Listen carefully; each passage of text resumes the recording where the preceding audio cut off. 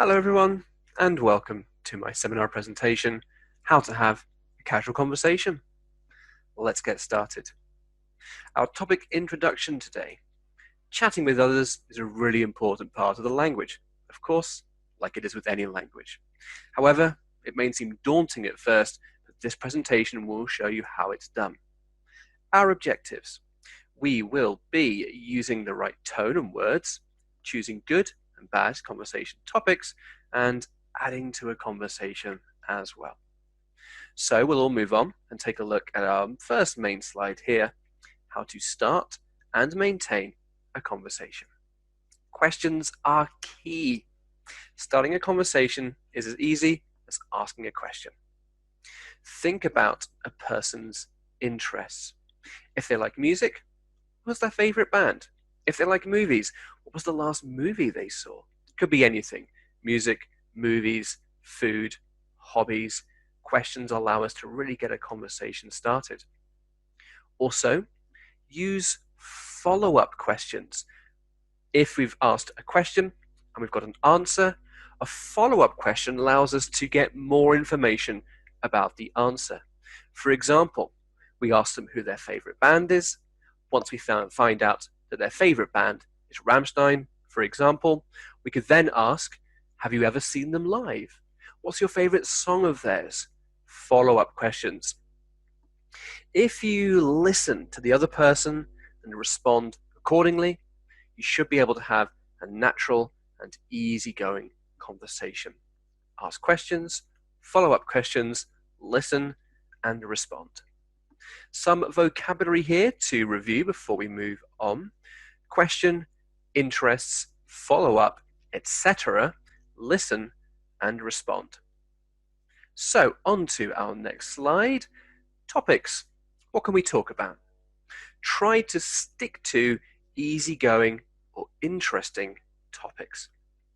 Especially with people we don't know so well, especially if you guys are talking with native speakers of English, so not specifically your close friends or family, then we probably want to keep it easygoing, but also relatively interesting. Of course, as any conversation moves on, any conversation gets longer, you might find naturally that you're moving into more complex topics, less easygoing, more challenging, but at first, try and keep it nice and simple.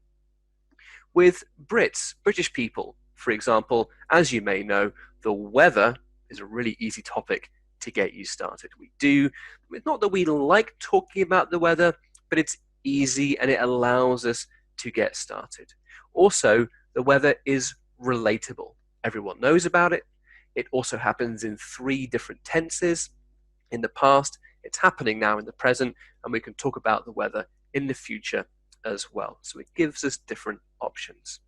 And of course, once we start talking about the weather, we can then move on to different topics, but it's a nice starting place.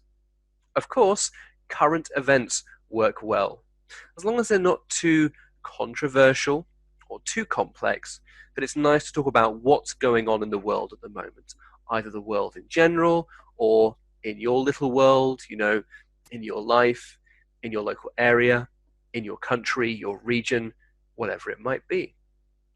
Also, if we want to make it more personal, we can find out what the other person has been doing today, this week, or just recently in general. Ask about the other person. Again, using questions, really, really useful, very important. Of course, if you know someone quite well, you can ask about specific things from their life. For example, their family, their work, their hobbies. If we know them well, it opens up more options. For example, maybe someone's sister just had a baby. We can ask about that. How's your sister? How's your niece? Have they chosen a name yet? So be specific if we can, if we know the person quite well. Sport as well. Sport's quite a good topic, I would say. Even if the other person you're talking to doesn't like sport, we can still discuss differences between sport in their country and sport in yours. Again, presuming that you guys will be doing this kind of thing by talking to native speakers of other countries, English-speaking countries. For example, we could discuss the idea of cricket in the UK compared to baseball in Japan.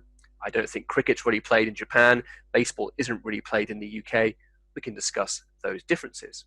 And of course, if the other person is into sport, then again, it gives us a lot of options. And again, use those questions, ask them about what sport they like, and so on. Let's review the vocabulary from this page. Easygoing, controversial, specific, and differences. So moving on again, let's take a look at our fourth slide, off-limit topics, what not to talk about. So some topics should normally be off limits. Unless you know someone really well, the other person or other people in the conversation, if you know them really well, then you probably know what things you can talk about with them and what things you probably shouldn't talk about with them. But for most people, a lot of topics probably we should just steer clear of. For example, don't ask about or talk about the other person's relationship or their relationship status unless they bring it up first. Unless they talk about it first, or you already know, you've already talked about it with them before, that's fine. Otherwise, don't ask about if they've got a boyfriend, girlfriend, husband, wife, whatever it may be, unless they talk about it first. Religion as well. Religion is usually an off-limit topic, unless you happen to share the same religion. Even then, it can be a tricky topic to get into. So again, to be safe, just steer clear of that one. Politics can be okay as long as you stick to generalizations. In other words, don't ask someone about their voting habits, who they vote for or who they support, or their particular political views. Instead, just talk about politics generally. And again, if you guys are talking to someone from a foreign country, we can discuss differences in political systems, current events, for example, Brexit in the UK and Europe, or Abenomics in Japan, whatever it might be. Now, when it comes to the topic of money, I found in most countries, in most cultures, different people have totally different opinions as to whether or not money is a taboo topic. Some people are quite happy to talk about money, how much money they earn, what they spend on things, how much their car costs, for example. Other people find it quite insulting or offensive to be asked those questions or to talk about it. So again, to be safe, just steer clear of that, again, unless the other person really brings it up. Lastly, talking about other people in a negative way is considered to be gossip. Gossip is generally a bad thing. Now, of course, in your own experience, if you're talking to your close friends and family, you might like to gossip a little bit about other people. That's fine. That's your own business. However, if you're talking to people you don't know so well, then try not to gossip about other people. Let's finish off this page with a review of the vocabulary. Off limits, very important. Bring something up, generalizations, taboo, and gossip. All very useful, hopefully. So, we'll move on again. Let's take a look at this slide, all about choosing tone.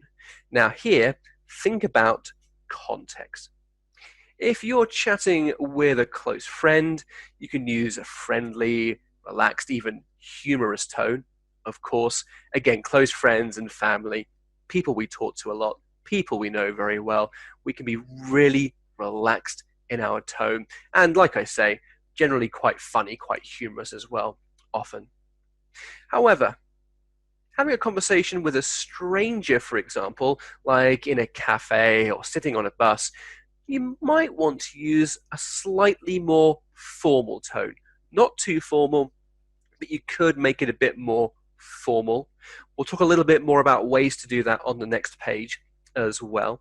Again, think about the context. If they're the same age as you, they look like they share the same interests, we can maybe be quite casual.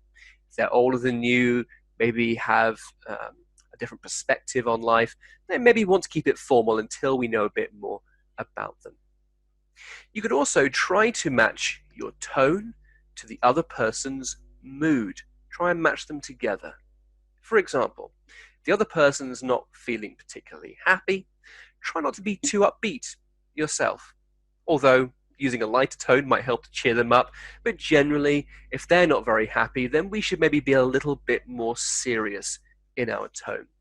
Especially if someone's feeling very sad about something, maybe somebody they know or loved has died or passed away. Let's keep our tone quite serious. It's a way of showing respect. In general, try to use instinct or intuition to get a feel for the appropriate tone for any conversation. Also use your common sense. Just be sensible about what's appropriate. The more casual the conversation, the more casual your tone can be. So think about the person and the context and then match your tone accordingly. Some vocabulary to look through here: chatting, close friend, humorous, stranger, upbeat, instinct, intuition, and get a feel for.